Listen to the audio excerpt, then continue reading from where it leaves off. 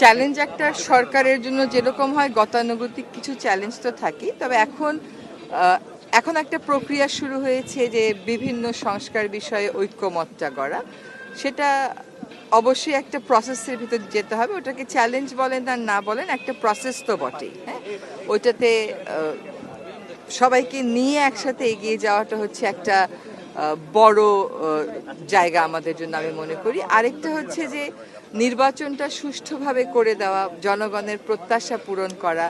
আরেকটা বড় বিষয় হচ্ছে সবসময় আমরা বলি যে এই যে জুলাই অগস্টে যে হত্যাকাণ্ডটা হলো, যে বর্বরতাটা হলো, এইটার একটা সুষ্ঠু বিচার।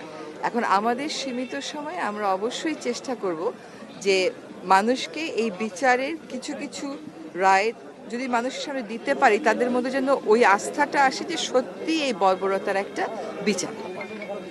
জাতীয় ঐক্যমত্য মানে সংস্কার কার্যক্রম শুরু হয়েছে, রাজনৈতিক দলগুলোর মধ্যে ঐক্যমত্য কতটা হবে বলে আপনার প্রত্যাশা? না, প্রত্যাশা তো অবশ্যই করব যে জাতীয় স্বার্থে, ব্যক্তি এবং দলীয় স্বার্থের ঊর্ধ্বে উঠে আমরা ঐক্যমত করব।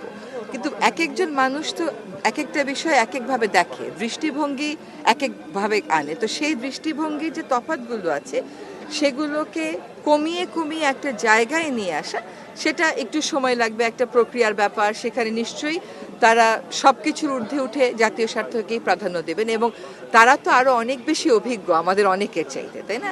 ফলে আমি মনে করি যে জনগণকে আস্থায় যদি আনতে হয়, তাহলে যে সংস্কারগুলোর দাবি জনগণের থেকে উঠে সেগুলোর ক্ষেত্রে ঐক্যমতে না পৌঁছানোর কোনো সুযোগ নেই।